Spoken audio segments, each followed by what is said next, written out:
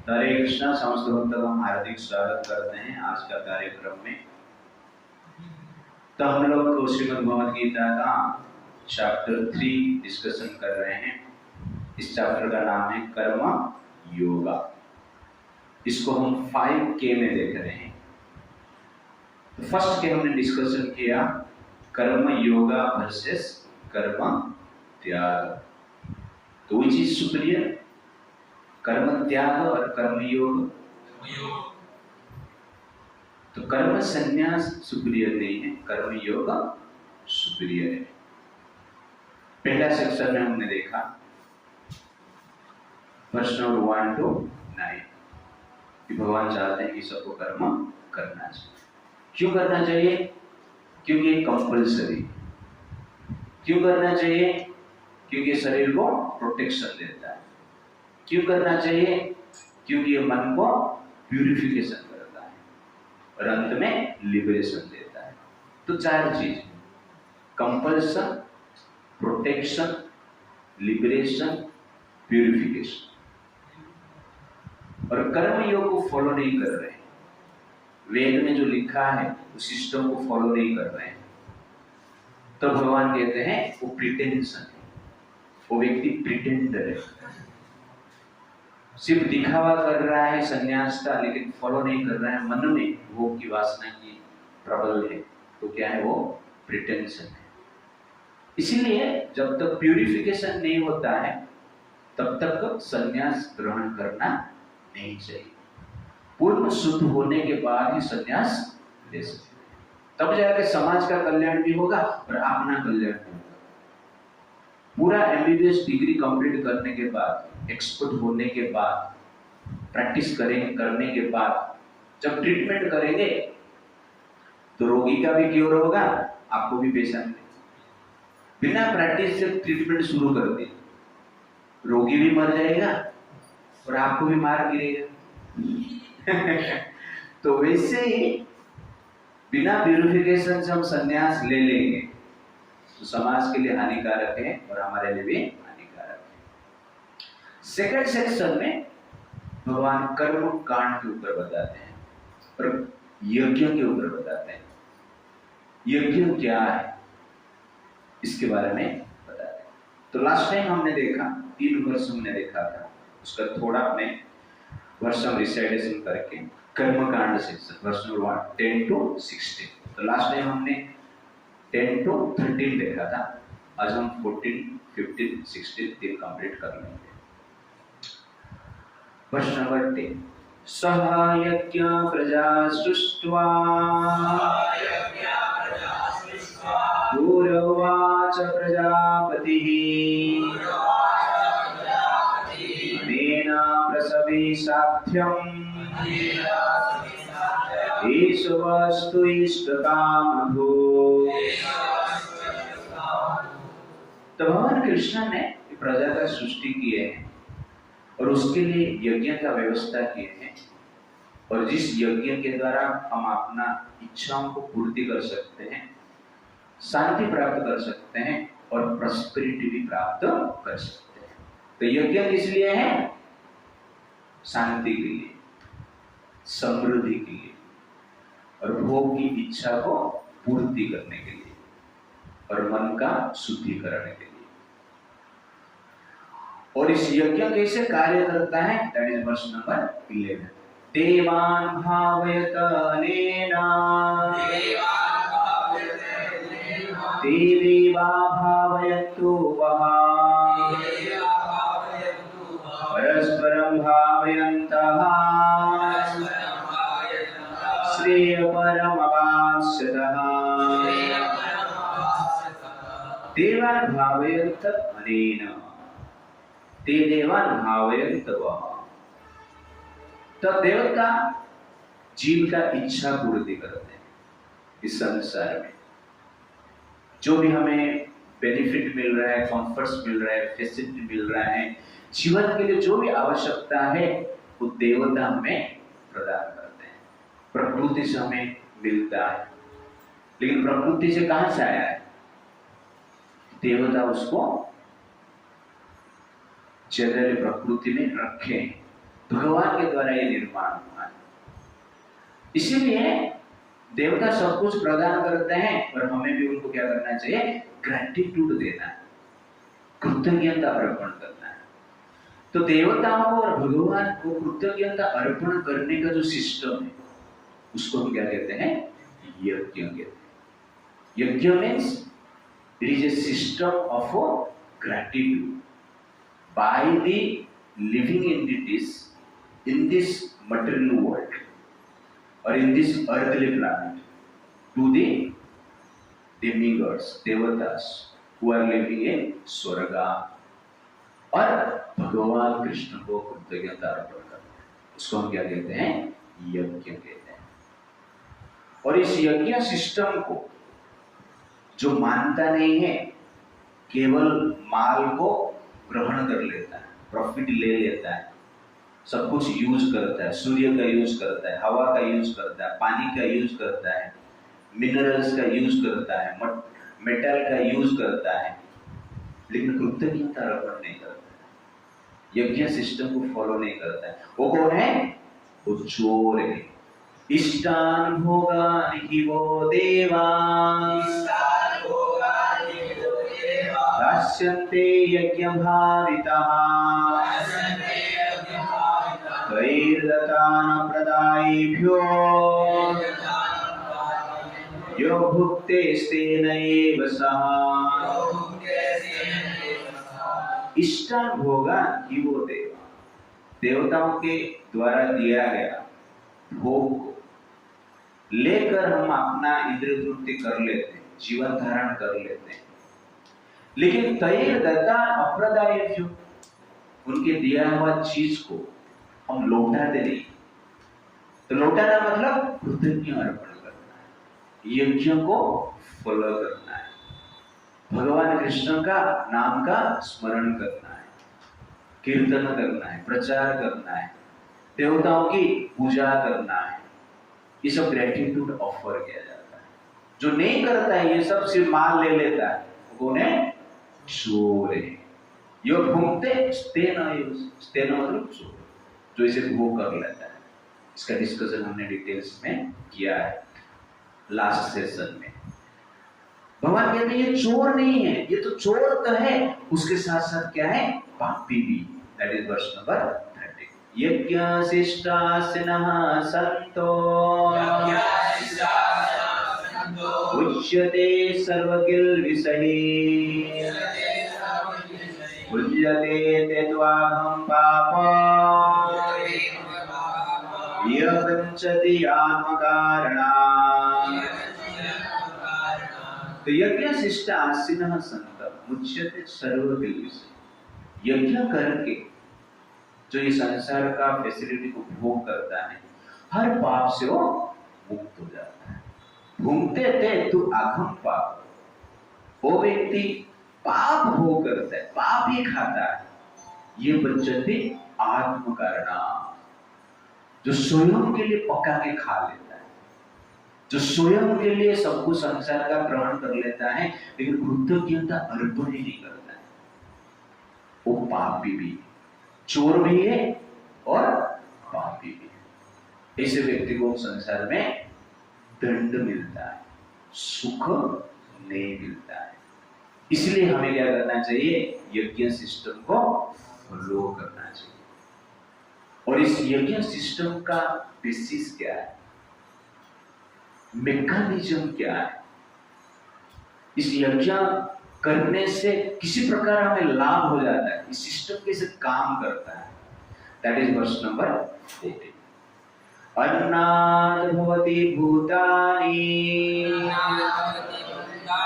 पर्जन्यात् अन्न संभवः यज्ञात् भवति पर्जन्यः यज्ञात् भवति पर्जन्यः यज्ञ कर्म समोद्भवः।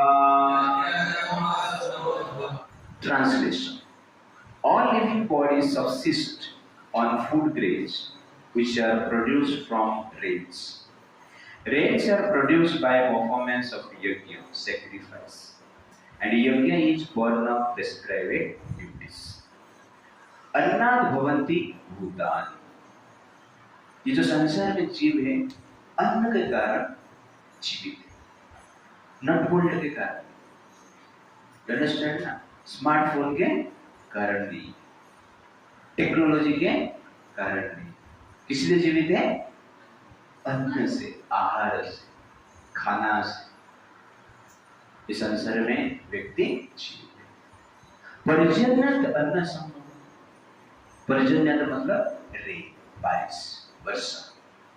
तो वर्षा से अन्न उत्पन्न होता है। यज्ञात भवति पर्जन्य।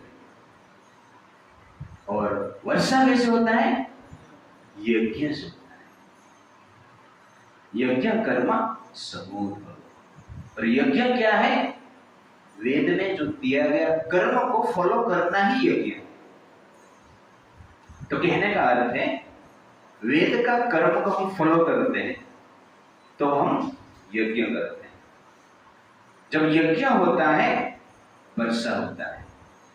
अब जब वर्षा होता है खाना जो खाद्य है, ग्रेन से, वेजिटेबल से, फ्रूट से संसार में उत्पन्न होता है। और जिसको धारण करके, ग्रहण करके संसार में हम जीवित रहते हैं। ये यज्ञ सिस्टम कार्य करता है। तो कहने का अर्थ है कि प्रिस्क्राइब्ड जो ड्यूटी है, वेद का जो ड्यूटी है वो करते हैं। यज्ञ होता है, यज्ञ से वर्षा होता है, वर्षा से आहार उत्पन्न होता है और आहार से हम लोग जीवन धारण कर रहे हैं। तो यज्ञ मतलब जैसे कि हमने डिस्कशन किया है, वेद के अनुसार जो कर्म हम करते हैं उसको हम यज्ञ कहते हैं। और उसके साथ साथ यज्ञ कुंड में जब हम घी डालते हैं और कुछ ग्रेन्स भी डालते हैं, तिल डालते हैं और बाकी कुछ ग्रेन्स जो शास्त्र में बताया गया वही डालना है। ऐसा नहीं कि आपने हिसाब से कुछ डाल दिया, ओके ना। मुझे बटाटा वड़ा पसंद है तो यज्ञ कुंड में बटाटा वड़ा डाल दिया, ठीक है ना। मुझे सिंगदाना पसंद है तो यज्ञ कुंड में सिंगदाना डाल दिया। नहीं, काजू डाल सकते हैं यज्ञ, तिल भी डाल सकते हैं यज्ञ। मुझे क्या बोलते हैं, मूंग पसंद है, थोड़ा मूंग भी डाल देता हूँ, नहीं चलेगा। तो यज्ञ कुंड में किस प्रकार अर्घ, कौन सा ग्रेन्स डालना है शास्त्र वर्णन करता है। उसको ही यज्ञ कुंड में हमें क्या करना चाहिए? यूज करना चाहिए। और देशी गाय का घी डालना चाहिए। तो उससे धुआं उत्पन्न होता है, उसमें एक ताप उत्पन्न होता है और उस ताप और धुआं वातावरण में क्या करता है? प्रवेश करता है। उससे वातावरण में जो बैक्टीरिया, वायरस है मरते हैं, नष्ट होते हैं। इसलिए यज्ञ से वायुमंडल शुद्ध होता है। यज्ञ करने के पीछे एक पर्पज है, एनवायरनमेंट को क्या करना है? शुद्ध करना है। इसलिए पहले लोग यज्ञ करते थे, धुआं निकलता था लेकिन वायु पॉल्यूट नहीं होता था। धुआं से वायु क्या होता है? शुद्ध होता है। ताप से वायु क्या होता है? शुद्ध होता है। आजकल क्या है? धुआं निकल रहा है फैक्ट्री से, लेकिन वायु को शुद्ध कर रहे हो, वायु को पॉल्यूट कर रहे हैं। ताप भी निकल रहा है लेकिन वायु को शुद्ध कर रहा है, पॉल्यूट कर रहा है। ग्लोबल वार्मिंग बढ़ रहा है और एनवायरनमेंट पॉल्यूट हो रहा है, ऑक्सीजन का अभाव हो रहा है। लेकिन यज्ञ कुंड में जो ग्रेन्स हम डालते हैं, घी डालते हैं, उससे ऑक्सीजन बढ़ता है एनवायरनमेंट में। तो ये साइंस है, इमेजिनेशन नहीं है, ये ज्ञान का प्रताप है। इसलिए यज्ञ हम करते हैं, इसका अर्थ क्या है? ज्ञान सिस्टम को हम क्या कर रहे हैं? फॉलो कर रहे हैं। इतना ही नहीं होता है, यज्ञ जब करते हैं तो धुआं मतलब क्या? कुछ केमिकल्स, और जो चीज हम डालते हैं शास्त्र में जो बताया गया है उसके अनुसार जो धुआं बनता है वो आकाश में जाता है, ऊपर जाता है। और ऊपर जनरली मेघ का छोटा छोटा ग्रुप रहता है, छोटा छोटा अंश रहता है जिसमें कि पानी कम रहता है। इसलिए बारिश नहीं होता है। और वो धुआं जब जाता है आकाश में, वो छोटे छोटे जो मेघ का अंश है, रिजर्वेयर ऑफ वाटर है, वो क्या होता है, एक साथ आते। एक साथ आने के बाद उसमें पानी की जो क्वांटिटी है बढ़ जाता है, और ग्रेविटी के कारण वो नीचे गिरता है। उसको हम क्या कहते हैं, वर्षा कहते हैं। ये साइंस है, यज्ञों के द्वारा ये कार्य होता है। जो आर्टिफिशियल रेन आप कहते हो, ये लोग इस प्रकार ही कार्य करते हैं। एक केमिकल है, एयरप्लेन में छोड़ते हैं ऊपर जाके, और उस केमिकल का पावर से इधर उधर पड़ा हुआ जो मेघ का पुंज है एक साथ आके मिलते हैं और वो बारिश होता है। इसको कहते हैं आर्टिफिशियल रेन। दुबई में बारिश हुआ ना आर्टिफिशियल रेन के कारण, दुबई डूब गया इसके कारण। उनको पता नहीं था कि कितना बारिश हो जाएगा। तो ये आर्टिफिशियल रेन केमिकल से काम करता है, लेकिन वो केमिकल इस यज्ञ से जो धुआं निकलता है, जिस केमिकल वो यूज करते हैं, ये धुआं में वो केमिकल रहता है और आकाश में मेघ को एक साथ लेकर वर्षा करता है। ये साइंस है, ये अज्ञान के कारण नहीं। इसीलिए वैदिक सिस्टम एक साइंटिफिक सिस्टम, और एग्जैक्टली साइंटिस्ट लोगों ने इस यज्ञों को स्टडी किया। धुआं से क्या होता है उन्होंने देखा, उस केमिकल को इन्वेंट किया, समझा, और उसके बाद आर्टिफिशियल रेन किए और बोल रहे हैं कि हम कर रहे हैं। ये साइंटिस्ट लोग बता नहीं रहे, क्योंकि उनका क्रेडिट चला जाएगा। सब लोग क्रेडिट के लिए जीते हैं, काम के लिए कोई नहीं जीता है। काम तो सब लोग करते हैं, काम में जब क्रेडिट मिलता है मजा आता है, सेटिस्फेक्शन मिलता है। तो यज्ञ सिस्टम ये कार्य करता है। तो वर्षा होता है, ये साइंटिफिक है। तो इस श्लोक को पढ़ने के बाद मैं रिसर्च किया है कि एग्जैक्टली आर्टिफिशियल रेन कैसे होता है। वो केमिकल का नाम मैं भूल गया, क्योंकि 2 साल पहले मैं रिसर्च किया था। ओके ना। तो कहने का अर्थ है यज्ञ हमारा साइंस, इसलिए यज्ञ से वर्षा होता है, वर्षा से ग्रेन्स वेजिटेबल्स उत्पन्न होता है, जिसको ग्रहण करके हम जीते हैं। इसलिए यज्ञ हमें करना चाहिए। और ये यज्ञ का कार्य जो वर्षा का सिस्टम है, इंद्रदेव उसको संभालते हैं। जैसे कि सिटी में सबके घर पे पानी आता है, तो एक डिपार्टमेंट है सरकार का, ठीक है, जिसको हम बीएमसी बोलते हैं महाराष्ट्र। वो क्या करते हैं, पानी का व्यवस्था देखते हैं। अपने आप आपका सिंटेक्स टैंक में पानी नहीं चढ़ जाता है, एक डिपार्टमेंट काम करता है। तो उसके लिए आप लोग पेमेंट करते हो ना, नहीं तो पानी बंद हो जाता है, इलेक्ट्रिसिटी बंद हो जाता है। तो ठीक उसी प्रकार यज्ञ मतलब हम पेमेंट करते हैं देवताओं को। तो इंद्रदेव ये कार्य करते हैं। यज्ञ सिस्टम के अनुसार अपने आप होता है, ठीक है, लेकिन अपने आप केमिकल मिल जाता है ऐसा नहीं है। उसके पीछे एक साइंटिफिक ब्रेन काम करता है, एयरप्लेन जाता है, ओके ना। तो इस सिस्टम को बनाया को देवताओं ने बनाया, भगवान ने बनाया, और ब्राह्मण लोग इसको एग्जीक्यूट करते हैं। इसलिए हमारा कृतज्ञता होना चाहिए उनके प्रति, और उसको हम क्या कहते हैं, यज्ञ कहते हैं। तो सत्य का जब हम आचरण करते हैं, सत्य को जो फॉलो करते हैं, यज्ञ सिस्टम को जो फॉलो करते हैं, संसार का जो फैसिलिटी हमें मिल रहा है, प्रकृति भी ठीक से काम कर रहा है। और हम कर्म ठीक से नहीं कर रहे हैं तो प्रकृति ठीक से काम नहीं करता है। प्रकृति में टेम्परेचर बढ़ जाता है क्योंकि हम कर्म ठीक से नहीं कर रहे, यज्ञ ठीक से नहीं कर रहे। टाइमली रेन नहीं होता है, अनटाइमली हो जाता है, कभी ज्यादा हो जाता है, कभी होता ही नहीं, कभी कम हो जाता है। इसका कारण क्या है, हम पाप कर्म कर रहे हैं। यज्ञ कर्म नहीं करने। यज्ञ कर्म मतलब पुण्य कर्म, और ये आहुति देने वाला भी यज्ञ नहीं करते। तो पहले जितने भी ब्राह्मण रहते हर घर पे यज्ञ कुंड रहता है, प्रतिदिन आहुति देते हर घर में। वो कुंड में आग जलता रहता है कंटिन्यूअस, इसलिए घर में जो बैक्टीरिया वायरस है वो भी नष्ट होता है, सबको टेम्परेचर मिलता है, और ठंडी के सीजन में सबको मजा आता है,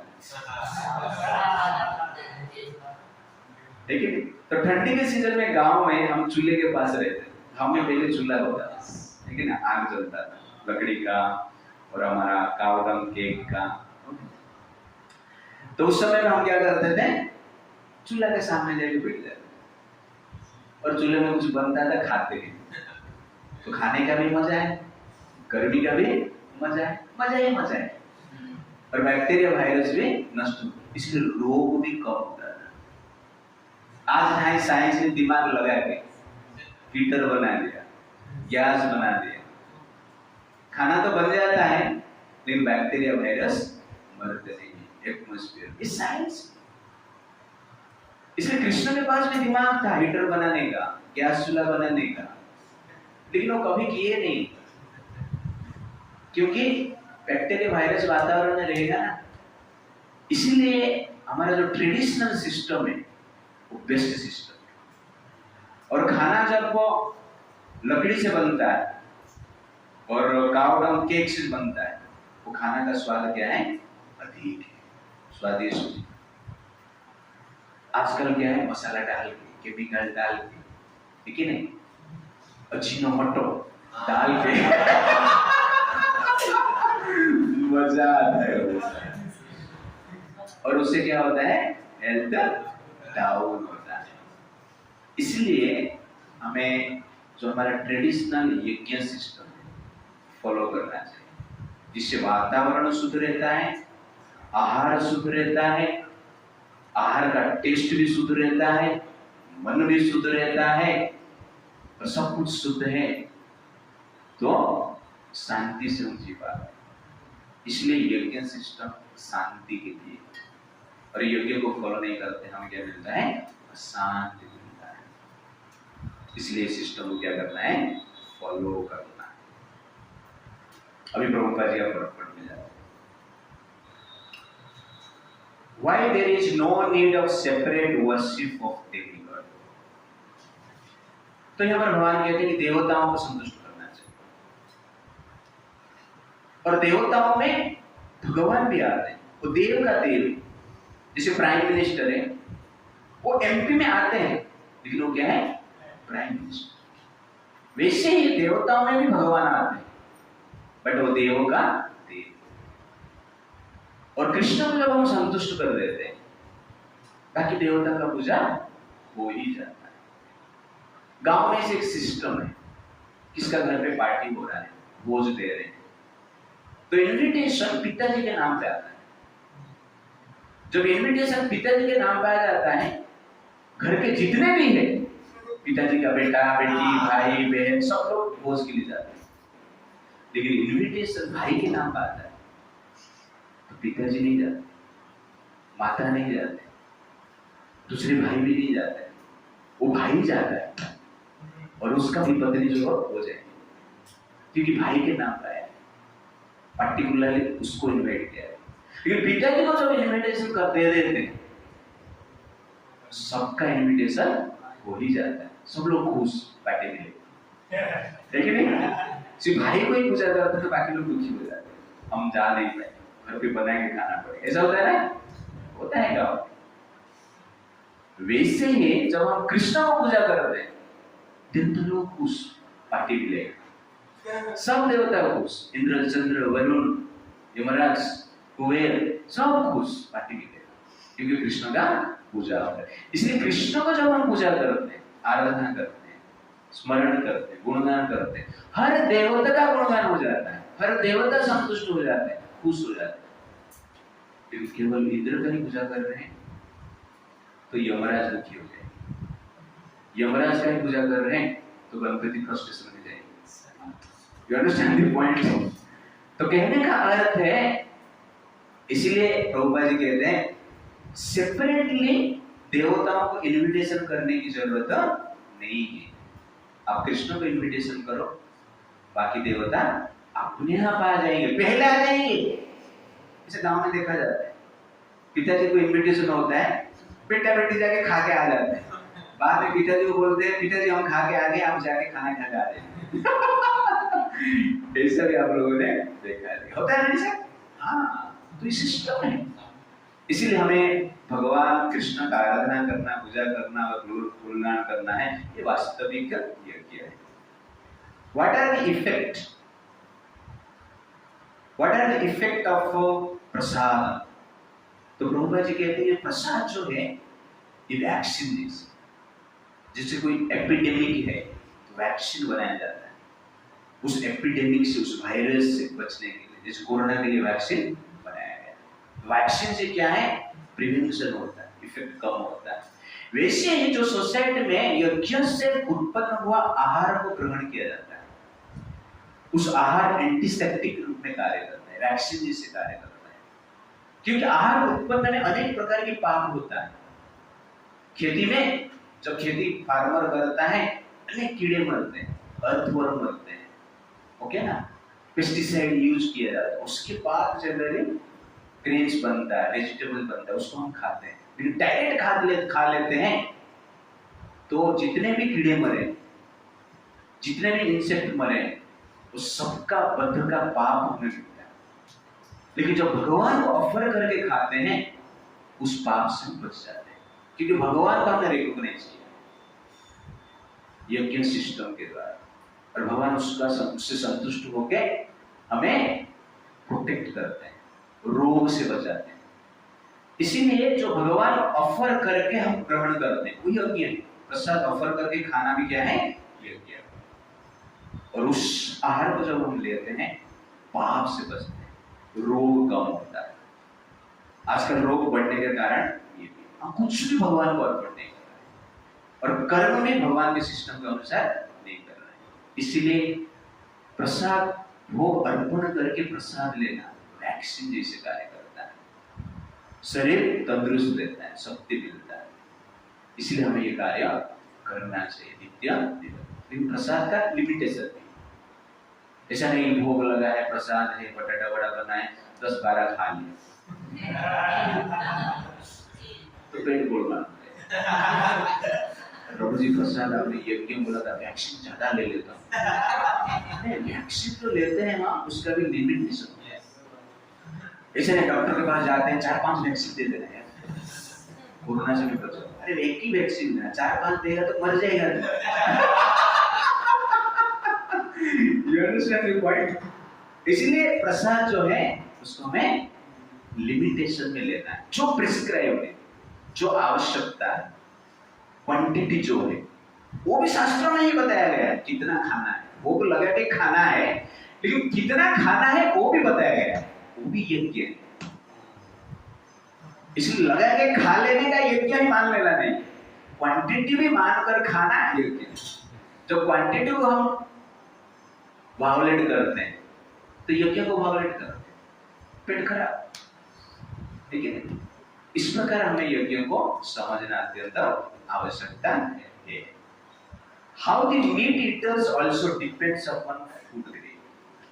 जो मीट ईटिंग करते हैं वो भी अन्न के ऊपर ही डिपेंड करते हैं। अन्न मतलब फूड ग्रेन्स, वेजिटेबल्स, उसके ऊपर ही डिपेंड करते हैं। क्योंकि यज्ञ सिस्टम क्या है, यज्ञ से अन्न उत्पन्न होता है, वर्षा होता है, वर्षा से अन्न उत्पन्न होता है। मीट ईटर्स कैसे अन्न के ऊपर डिपेंड करते हैं। बाघ मान लो हिरण को खा रहा है, लेकिन हिरण क्या है, घास कैसे होता है, बारिश के सीजन में घास देख रहे हो।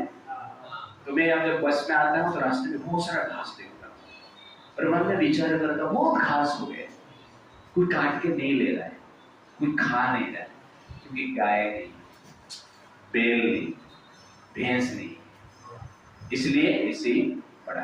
पहले गांव में घास उगता था, सब काट के ले लेते थे, क्योंकि गांव में गाय भैंस भरपूर रहता था। जब मैं गांव में 20 साल पहले था तो हमारे गांव में लगभग 500 प्लस गाय रही उस टाइम पे, अभी मैं गांव में जाता हूं, एक भी गाय नहीं, एक भी गाय नहीं। तो कहने का अर्थ है कि ग्रास जो हर्बीवरस रहते हैं, एनिमल्स को खाते हैं। बकरी क्या खाता है? घास खाता है। और बकरी को मार के मीट ईटर्स खाते हैं। तो वास्तव में किसके ऊपर डिपेंडेंट है? ग्रास के ऊपर ही डिपेंडेंट है। ग्रास नहीं रहेगा तो बकरी नहीं रहेगी, बकरी नहीं रहेगी तो मीट ईटर्स नहीं रहेंगे, क्योंकि बाघ को तो मार के नहीं खा सकते, बाघ उनको खा ले। ओके ना? तो इस प्रकार आप देखेंगे जो मीट ईटर्स है, मांस भोजी है, वो भी फूड ग्रेन के ऊपर ही डिपेंडेंट है। इसलिए सब लोग अन्न के ऊपर डिपेंडेंट है, वर्षा के ऊपर डिपेंडेंट है, यज्ञ के ऊपर डिपेंडेंट है। तो आप लोग पूछेंगे प्रभु अभी तो कोई यज्ञ ज्यादातर लोग नहीं करते, फिर भी तो बारिश हो रहा है, इसका कारण क्या है? बारिश इसलिए हो रहा है, कुछ लोग यज्ञ कर रहे हैं इसलिए बारिश हो रहा है। कुछ लोग यज्ञ करना बंद कर देंगे तो बारिश नहीं होगा, तो ठीक से नहीं होगा। इसीलिए जैसे कि घर पे आप देखे नहीं, पिताजी काम करते हैं, बाकी लोग खाते रहते हैं। सब लोग काम नहीं कर रहे, पिता काम करते हैं, बाकी लोग खाते रहते हैं। तो ठीक उसी प्रकार यज्ञ कुछ जो भक्त है करते हैं। भारत में यज्ञ करते हैं, पूजा पाठ करते हैं भारत के लोग, और कुछ लोग संसार में हैं जो कि पुण्य कर्म करते हैं, वो भी यज्ञ है, परोपकार करते हैं, वो भी यज्ञ है, जिसके प्रभाव से बारिश होता है। और जो पापी लोग हैं उनको भी खाना पीना मिल जाता है, जो काम नहीं करते हैं उनको भी खाना पीना मिल जाता है। तो इसीलिए संसार में अभी भी जो कुछ चल रहा है, सिस्टम हो रहा है, ठीक ठाक चल रहा है, उसका कारण क्या है? यज्ञ। कभी ऐसा मत सोचना कि बिना यज्ञ से सब कुछ हो रहा है। कभी कभी लोग बोलते हैं समुद्र में ज्यादा बारिश होता है, उधर पानी तो भरपूर है, फिर भी उधर की बारिश होती है। लेकिन सब बारिश क्या होना चाहिए? धरती पे होना चाहिए। लेकिन सागर में बारिश होने का कारण क्या है? उधर नहीं होगा तो भी चलेगा, इस प्रकार हम सोचते हैं। बट सागर में जब पानी गिरता है, मधुर वाटर गिरता है, तो ये सागर का जो क्वालिटी है बढ़ता है, वो आवश्यकता है। तो सागर में जनरल क्या होता है? सल्टी वाटर रहता है, बट जो प्योर वाटर गिरता है उसका पानी का जो क्वालिटी है वो बढ़ता है, ये भी आवश्यकता है। और सागर को भी पानी चाहिए। मान लो सागर में पानी नहीं गिरेगा तो सागर सूखने का भी अवस्था आ सकता है, इसलिए पानी भी भरना चाहिए। ओके ना? और उस सागर से क्या होता है? पानी फिर से वाष्प होता है, और उससे नहीं होता। एक सिस्टम, एक साइकिल है। इसलिए भगवान का सिस्टम ठीक ठाक कार्य कर रहा है यज्ञ के कारण। लेकिन लोग ये समझते नहीं, जो पापी लोग हैं, नास्तिक है, यज्ञ सिस्टम को मानते नहीं। वो केवल क्या चाहते हैं? फैसिलिटीज ही चाहते हैं। सूर्य से प्रकाश चाहते हैं, वायु से ऑक्सीजन चाहते हैं, इंद्र से पानी चाहते हैं, लेकिन यज्ञ करना नहीं चाहते। लेकिन धीरे धीरे क्या होगा? सिस्टम जब फॉलो नहीं करेंगे बंद हो जाएगा। तो आगे जाके इस प्रकार शास्त्र वर्णन करता है, कलयुग के अंत समय के समय में बारिश बंद हो जाएगी, सालों साल बारिश बंद होगा, लोगों को आहार नहीं मिलेगा, भूखे लोग मरेंगे। इस प्रकार का सिचुएशन आने वाला है। इसलिए इस प्रकार सिचुएशन हमें देखना नहीं चाहिए। इसीलिए सीरियसली भक्ति करके कहां पे जाना है? वैकुंठ जाना है, और उधर से देखने का। अरे फाल्गुन में बारिश नहीं होता है, ये देखो पालघर वासी को पानी नहीं मिल रहा है, ठीक है, यूरिन को प्यूरिफाई करके ये लोग पी रहे। आजकल इसे हो रहा है वेस्टर्न वर्ल्ड में, टॉयलेट का पानी को प्यूरिफाई करके पीते हैं लंदन में, एडवांस सिटी, उधर हम जाना चाहते हैं। क्या फैसिलिटी है? यूरिन को प्यूरिफाई करके पीना, मजा आता है। इधर है कि ऐसा अभी स्टार्ट हो चुका है और अंत में आगे ये सब होने वाला है। इसलिए हमें यज्ञ सिस्टम को फॉलो करना चाहिए। प्रभुपाद जी कहते हैं ये अर्ध कुकुटी न्याय, अर्ध कुकुटी न्याय। कुकुटी मतलब क्या है? हेन को क्या बोलते हैं? मुर्गी, ओके ना, मुर्गी अंडे देती है, ओके ना, अंडे पीछे से निकलते। तो कोई बोलेगा ये पीछे वाला पार्ट ही अच्छा है, आगे वाला में बहुत इन्वेस्टमेंट करना पड़ेगा, है कि नहीं? इसलिए मैं क्या करता हूँ, आगे वाला का जो पार्ट है उसका गर्दन ही काट देता हूँ, पीछे अंडा आता रहे।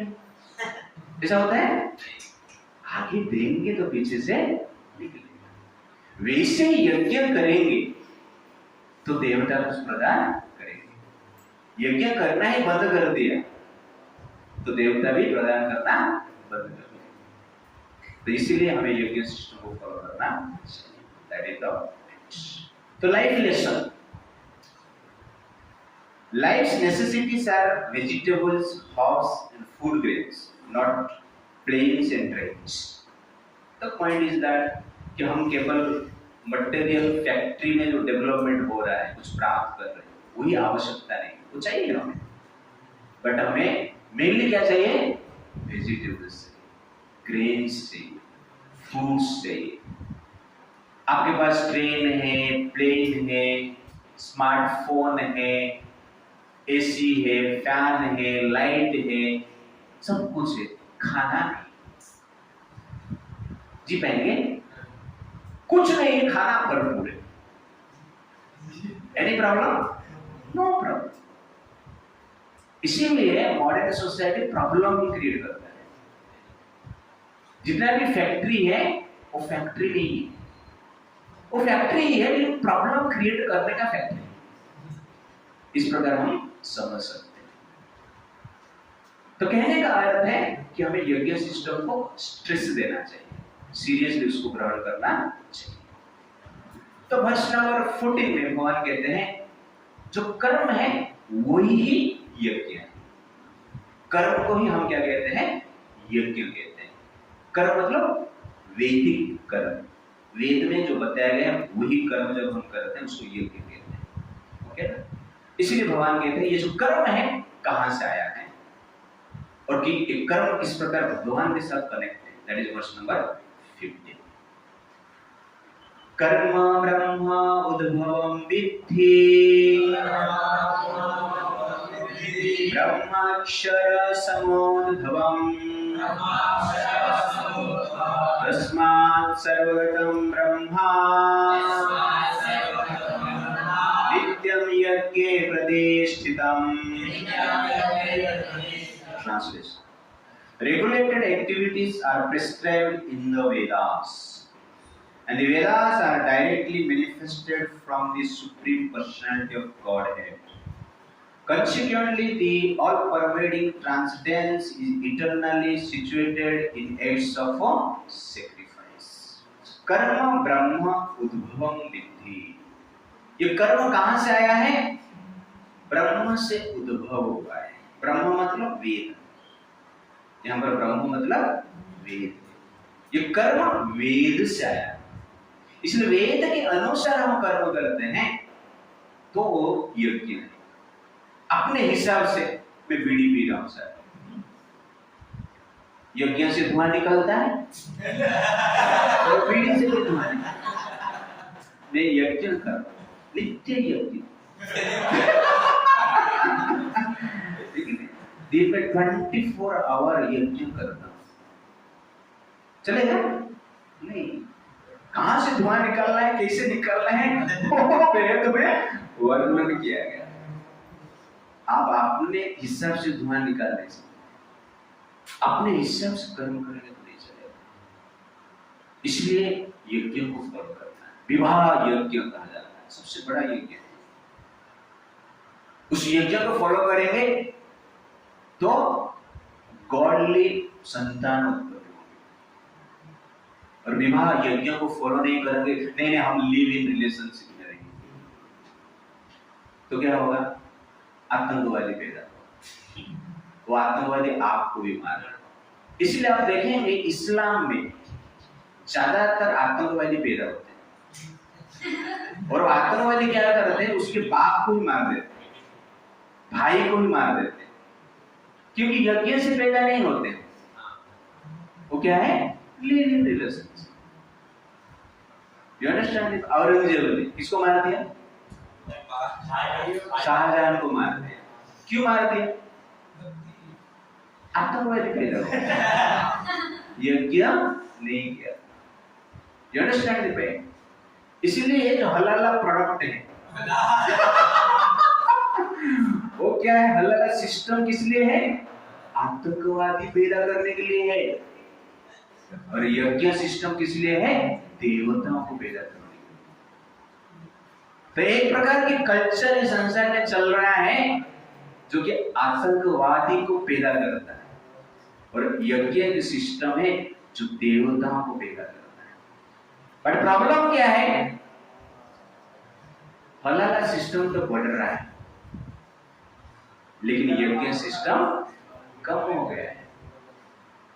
इसलिए हमें ध्यान से देखना चाहिए। कर्म ब्रह्म उद्भवम विद्धि। जो कर्म है वेद से आया है, और विवाह को मैं स्पेशली यहाँ पर बता रहा हूँ कि वहां से सब कुछ स्टार्ट होता है ना। आतंकवादी पैदा हुआ तो यज्ञ किधर करे? इसलिए विवाह यज्ञों का आप लोगों को ध्यान देना है। भविष्य में विवाह करना है ना, करना है कि नहीं करना है? करना है। सो ब्रह्मचर्य बन के लाइफ टाइम रहना डिफिकल्ट है, क्योंकि हमने देखा है बहुत ब्रह्मचर्य और गए हैं यज्ञ करने के लिए गए, ओके ना?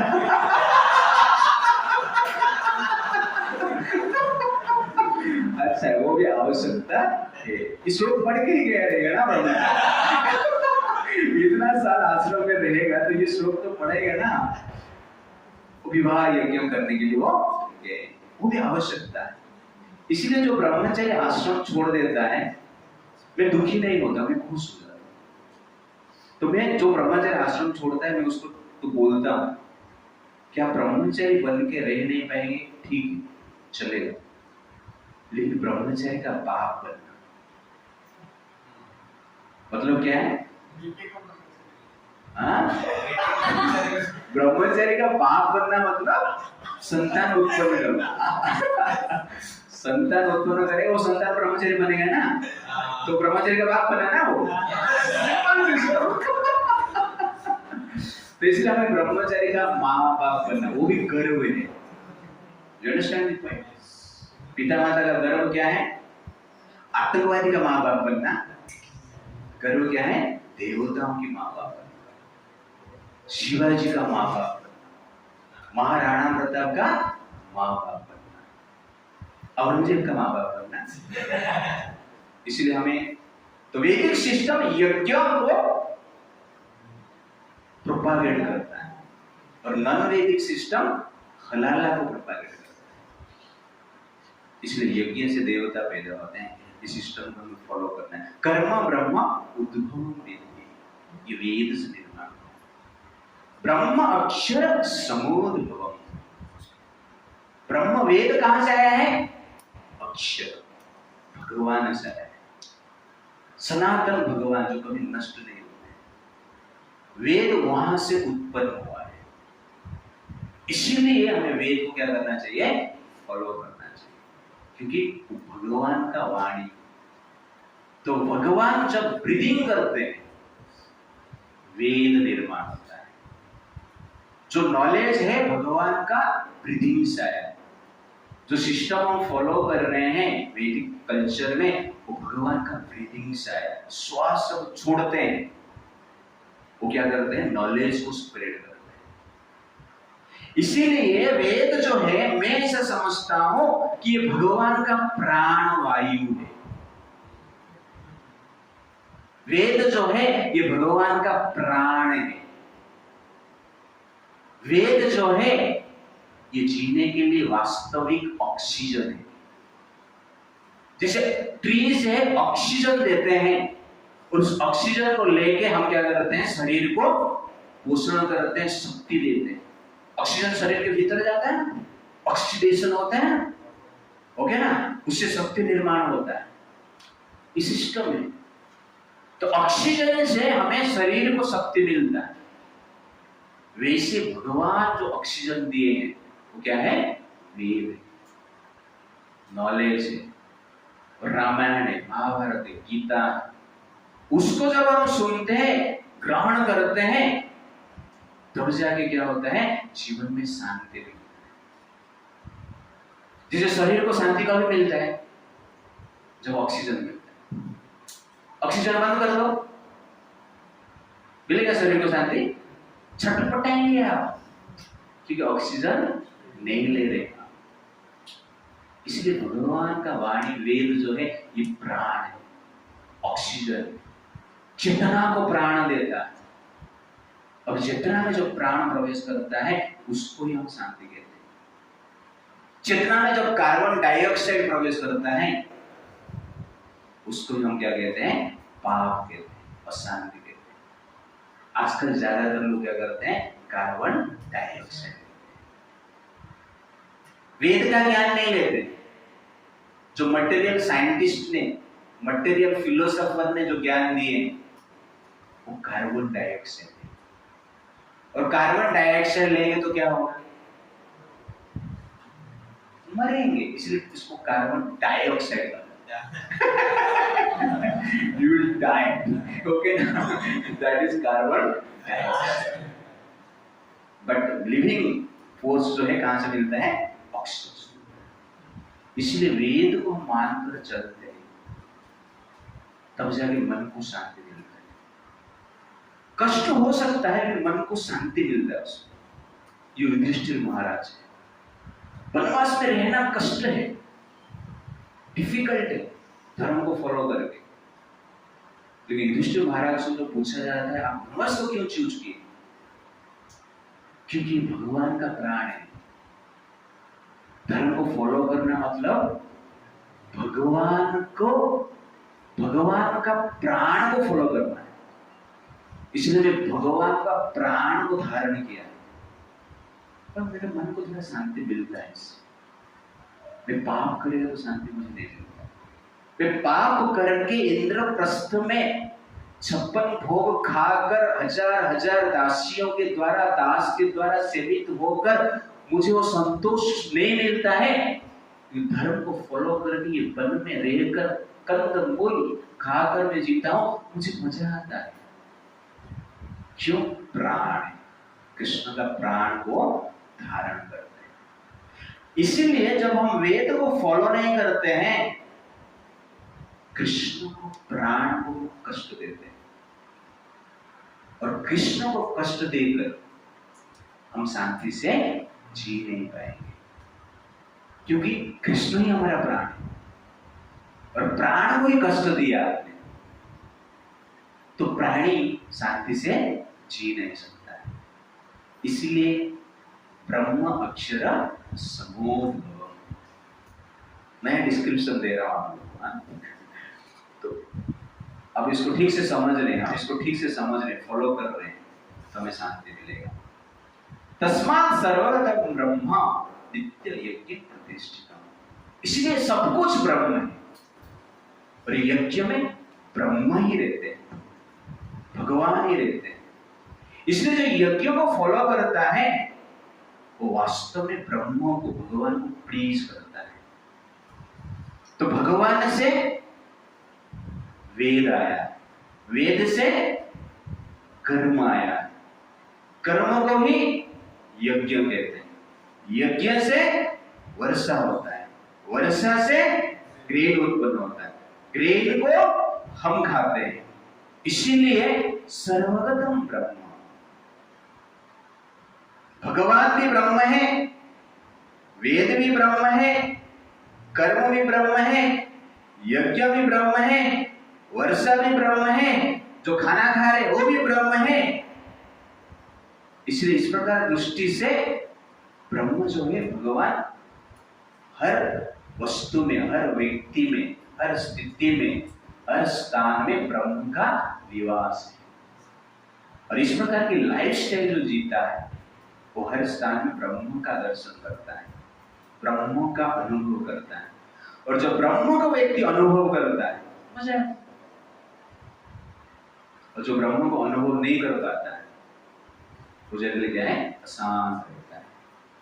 प्रभुपाद जी का पद पढ़ने हम जाते हैं, कहते हैं what is Veda, course and conduct of lord Krishna, that is Veda. What is sin, when you go against Veda, that is sin, पाप। What is the source of Veda? Source of Veda क्या है, कृष्ण, ब्रह्म, भगवान। Importance of prescribed duty, हम prescribed duty को follow कर रहे हैं तो वास्तव में हम क्या कर रहे हैं, कृष्ण का प्राण को फॉलो कर रहे हैं। अब जब कृष्ण का प्राण को हम फॉलो करते हैं हम कृष्ण का प्राण बन जाते हैं। जब हम कृष्ण का प्राण बन जाते हैं, कृष्ण प्राण को छोड़कर जी नहीं पाते, ओके ना। इसलिए जो कृष्ण का प्राण बन जाता है वो कृष्ण के साथ ही रहता है। तो धर्म को जब हम ठीक ठीक फॉलो करते हैं हर पल ऐसा अनुभव होगा जैसे कि हम भगवान के साथ हैं, मजा आता है। लेकिन अकेले जिएंगे तो बोर लगता है, कोई साथी मिलेगा तो मजा आता है, ओके ना। कृष्ण ही साथी बन गए तो मजा ही मजा, क्योंकि कृष्ण मतलब आनंद का सागर है। It's like that. How does Veda help even for enjoyment? जो वैदिक प्रिस्क्रिप्शन को फॉलो करते हैं इस संसार में भोग के लिए भी वो आवश्यकता है। जो वेद का सिस्टम को फॉलो नहीं करता है संसार में भी भोग नहीं कर पाएगा ठीक से, वो भोगी नहीं हो सकता है, वो रोगी हो सकता है आसानी से। क्योंकि वेद में इस प्रकार की प्रिस्क्रिप्शन दिया गया है जो कि हमारा शरीर के अनुरूप है, हमारा शक्ति के अनुरूप है। हम कितना भोग कर पाएंगे उस भोग का ही प्रिस्क्रिप्शन वेद में दिया गया है। अपना शक्ति के आधार के ऊपर कितना, किसी समय पे कहां पर कैसे भोग करना है, ये सब सिस्टम इसमें दिया गया है, वेद में दिया गया है। इसलिए वेद को फॉलो करते हैं तो हम शक्ति के अनुसार ही भोग करते हैं, उसमें मजा ही मजा। और वेद को फॉलो नहीं करते तो मन के अनुसार हम भोग करते हैं। तो मन का एक शक्ति और शरीर का एक शक्ति है। तो वेद प्रिस्क्राइब करते हैं शरीर का शक्ति के अनुसार भोग करने के लिए, लेकिन हम वेद को नेग्लेक्ट कर रहे हैं। वेद मतलब क्या है, कृष्ण का मन है। तो वेद को जब नेग्लेक्ट करते हैं कृष्ण का मन को क्या करते हैं, नेग्लेक्ट करते हैं और अपना मन को फॉलो करते हैं। तो अपना मन क्या बोलते हैं, उसके शक्ति के अनुसार भोग जाता है। क्योंकि मन के शक्ति के अनुसार हम भोग करेंगे तो क्या होगा, रोग होगा। बटाटा वड़ा है, शरीर का शक्ति क्या है, एक बटाटा वड़ा को पचा सकता है। मन क्या बोलता है, 10 से। मन के शक्ति के अनुसार प्रभाव से हमने खा लिया तो क्या होगा, डाइजेस्ट सिस्टम खराब होगा, रोग होगा ना। तो वेद इसीलिए साइंटिफिक है क्योंकि शरीर के शक्ति के अनुसार भोग देता है। आहार ये है, वैसे वेद सुनने का भी सिस्टम देता है, क्या सुनना है।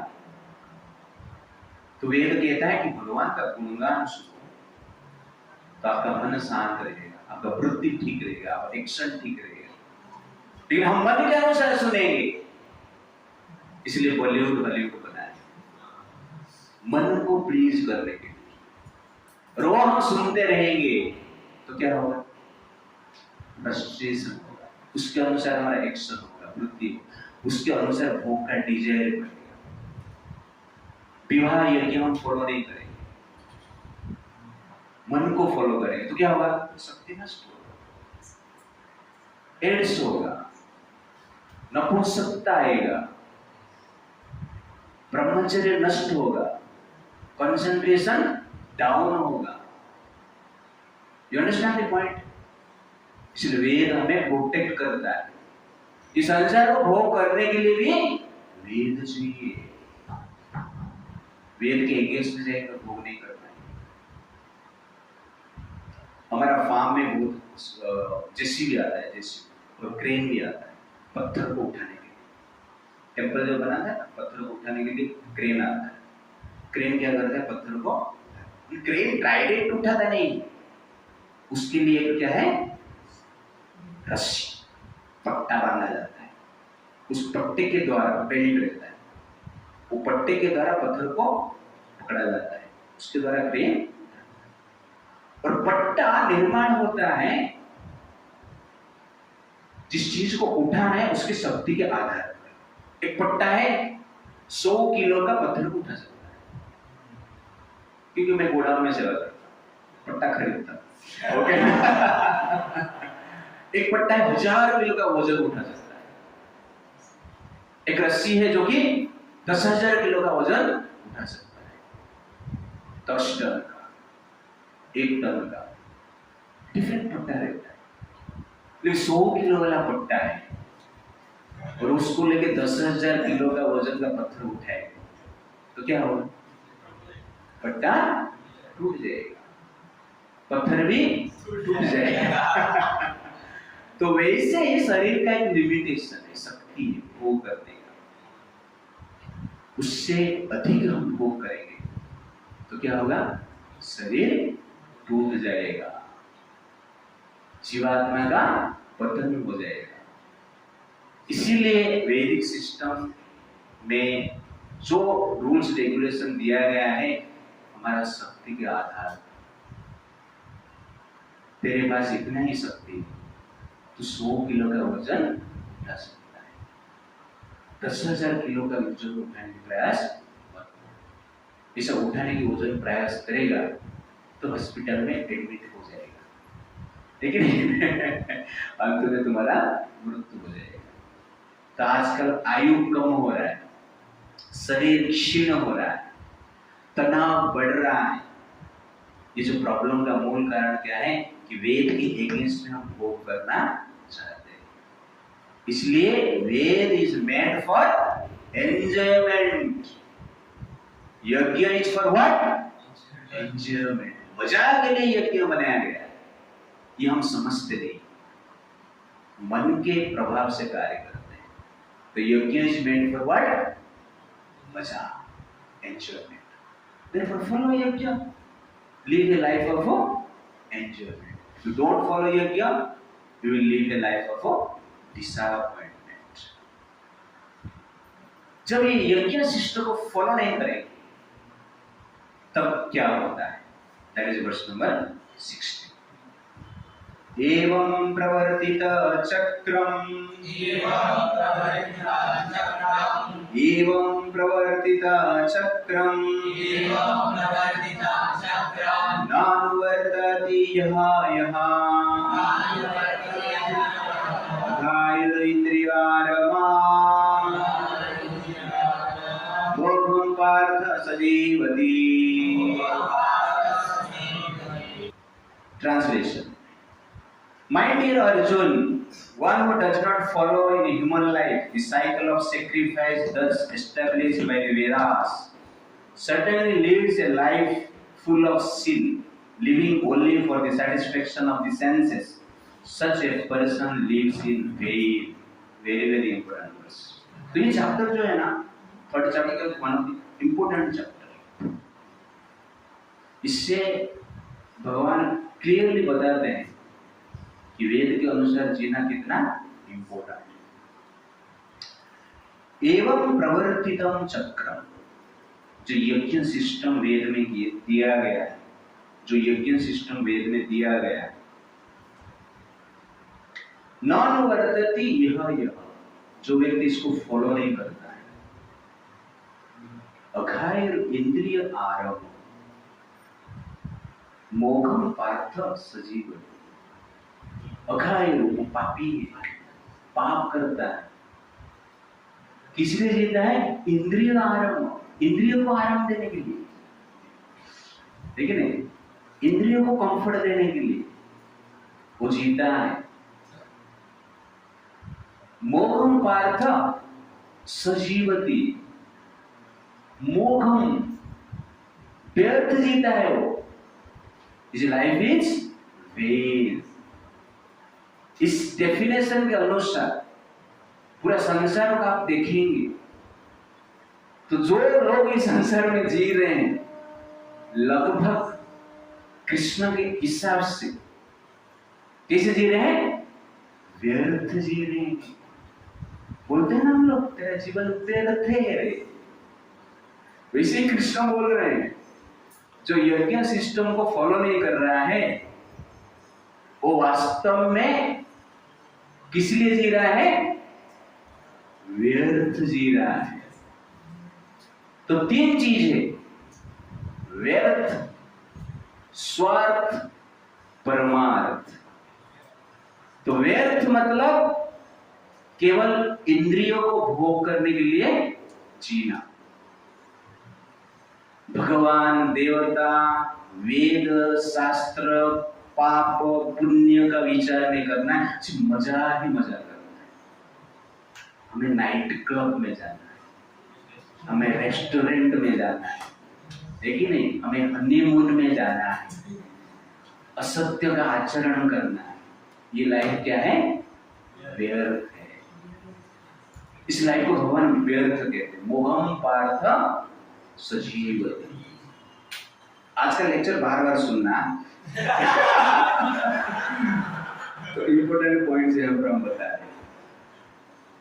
व्यर्थ है, इसलिए इंद्रिय तृप्ति का लाइफ मतलब क्या है? व्यर्थ। स्वार्थ में उसको कहता हूं वो एटलीस्ट यज्ञ के अनुसार जीता है और स्वर्ग जाना चाहता है, वास्तव में वो स्वार्थ है। क्यों? क्योंकि व्यर्थ जीवन आप जिएंगे, पापपूर्ण आप जीवन जिएंगे तो नरक जिएंगे। तो यहाँ पे लाइफ खत्म है। 15-20 साल हो गया है, 30-40 साल बचा है, एक्सीडेंट से बच जाएंगे तो हो गया ना। तो इसीलिए हमें व्यर्थ जीवन नहीं जीना है, स्वार्थ जीवन जीना। स्वार्थ मतलब स्वर्ग जाने की, स्वार्थ स्वर्ग जाने की अर्थ के साथ, इसलिए मैं उसको स्वार्थ बोलता हूं।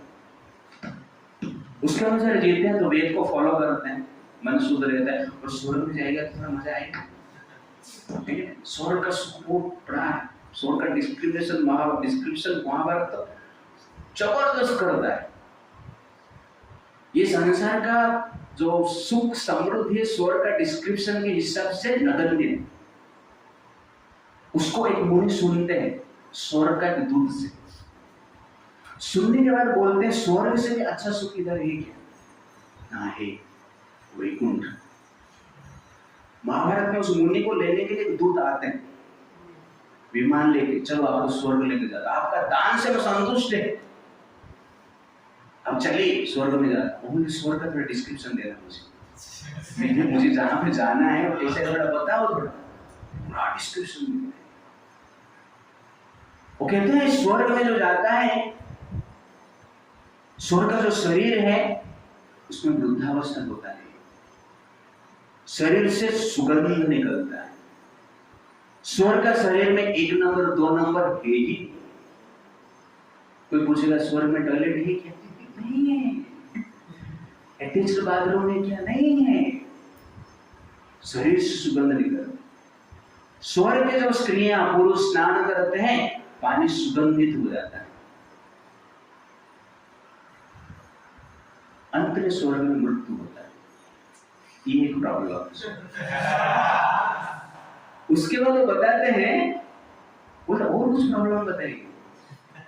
तो बोलते हैं स्वर्ग से ऊपर भी और लोग हैं, ब्रह्मलोक, तपलोक, जनलोक, सिद्धलोक। वहां पे जो लाइफ है और स्वर्ग भी समृद्ध है। स्वर्ग का लोग गोल्डन एयरप्लेन में घूमते हैं, लेकिन ब्रह्मलोक का लोग डायमंड का बना हुआ एयरप्लेन में घूमते हैं। इस स्वर्ग का लोग डायमंड का एयरप्लेन को देख के दुखी हो जाते हैं। इसलिए स्वर्ग में भी लोग सुख में रह नहीं पाते। बाद में वो बोलते हैं फिर स्वर्ग जाने का लाभ क्या है? मुझे स्वर्ग नहीं चाहिए, उससे भी ऊपर कुछ है क्या? तो स्वर्ग का तो बोलते हैं कि वैकुंठ, वैकुंठ का वर्णन करते हैं, वैकुंठ का ऑपुलेंस वर्णन करते हैं और कहते हैं वैकुंठ में, स्वर्ग में जो कुछ बना है उससे सुपीरियर चीज से वैकुंठ बना है। और वैकुंठ में एनर्जी नहीं, ईर्ष्या नहीं, वासना नहीं, कलह नहीं है, स्पर्धा नहीं है, इसलिए चिंता नहीं। मैं वैकुंठ जाऊंगा, अपना एयरप्लेन लेकर आप जाओ। वो रिटर्न कर देता है। ये स्टोरी युधिष्ठिर महाराज सुनते हैं। तो उसके बाद वो भक्ति प्रैक्टिस करता है। पहले वेद के अनुसार दान, धर्म, यज्ञ सब करते हैं। उसके बाद वो क्या करते हैं? भक्ति प्रैक्टिस करते हैं। हरे कृष्णा कृष्णा कृष्णा हरे हरे, हरे राम राम राम हरे हरे। और उसके अंत में कहाँ पे जाते हैं? तो वो परमार्थ के लिए जीवन। तो 3 जीवन है, व्यर्थ जीवन, स्वार्थ जीवन और परमार्थ जीवन। आपको किस लिए जीना है? परमार्थ के लिए जीना है, भक्ति के लिए जीना है।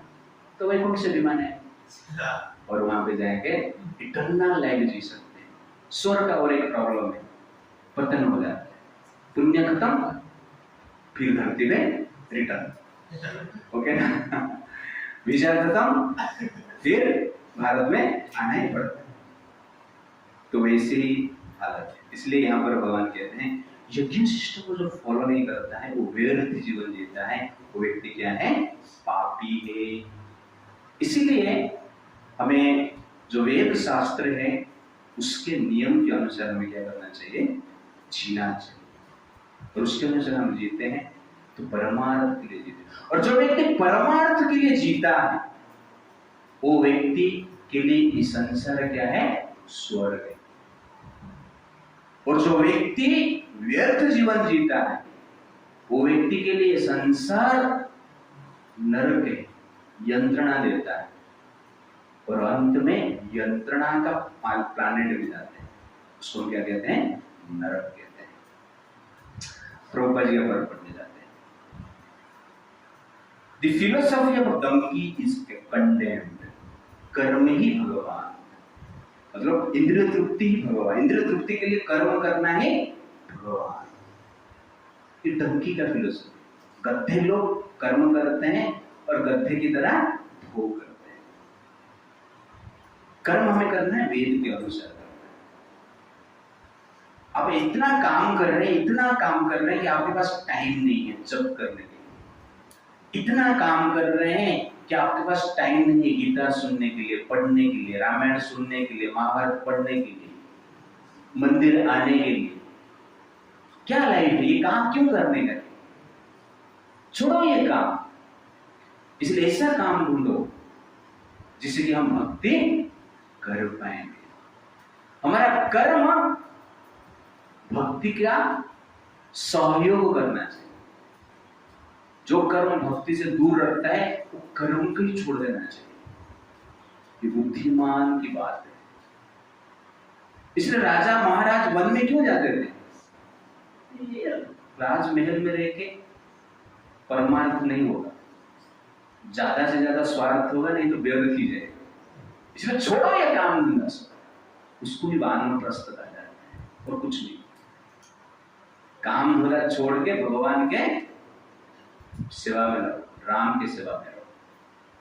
लेकिन अज्ञान इतना प्रबल है कि हम छोड़ नहीं पाते। जॉब छोड़ने की बात नहीं कर रहा हूँ, ओके ना। मैं आपको एनकरेज कर रहा हूँ कि इस प्रकार की जॉब चॉइस करो जिससे कि हम भक्ति भी कर पाए। That is the why cycle of yajna is absolutely necessary. किसलिए नेसेसरी? यज्ञ क्यों फॉलो करना चाहिए? To enjoy in this world and to enjoy in the spiritual world, to enjoy in this life and to enjoy in the next life. Therefore, yajna is for enjoyment. Bhakti is for enjoyment.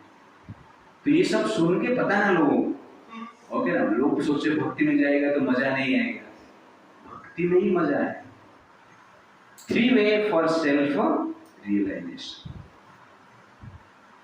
तो self realisation के लिए कर्म योग है, ज्ञान योग है और भक्ति योग है। तो कर्म योग में व्यक्ति भगवान के जो तेज है उसमें लीन होना चाहता है। वो कृष्ण की पूजा करते हैं, लेकिन उनका गोल क्या है? भगवान का तेज में लीन, ब्रह्म में लीन होना, मुक्ति प्राप्त करना। कृष्ण की पूजा करते हैं, लेकिन कृष्ण उनका गोल है। कृष्ण को प्लीज करना उनका गोल नहीं। उनका प्रेम कहां पे है? मुक्ति में उनका प्रेम है। उसको कर्म योग कहते हैं। ज्ञान योग, उनका प्रेम कहां पे है? मुक्ति में है। वो कृष्ण को भी पूजा करते हैं, पंच उपासना करते हैं, ज्ञान योग जो प्रैक्टिस करते हैं। भगवान शिव जी का, पार्वती जी के, गणेश जी के, सूर्यदेव और भगवान विष्णु, इसको कहते हैं पंचोपासना। जो ज्ञान योग प्रैक्टिस करते हैं, शास्त्र अध्ययन करते हैं, नियम के अनुसार रहते हैं, वेद को फॉलो करते हैं, ये पंचोपासना करते हैं, लेकिन उनका गोल क्या है? मुक्ति। मृत्यु के पश्चात ब्रह्म में लीन होना। मूर्ति के पश्चात हमें शिव जी नहीं चाहिए, पार्वती नहीं चाहिए, गणेश जी नहीं चाहिए, सूर्यदेव नहीं चाहिए, कृष्ण नहीं चाहिए। हमें क्या चाहिए? मुक्ति। आराम से सुनिए दो प्रभु जी।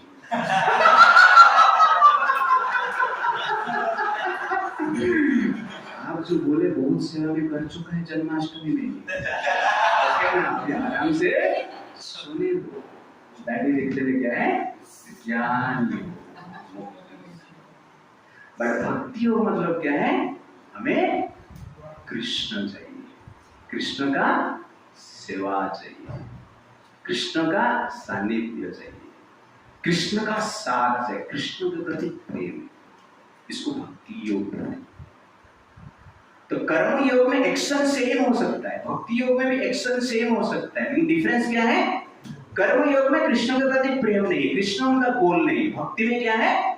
कृष्ण हमारा गोल। हमें मुक्ति नहीं चाहिए, हमें सोना नहीं है, हमें कृष्ण का सेवा करना है। इसको क्या कहते हैं?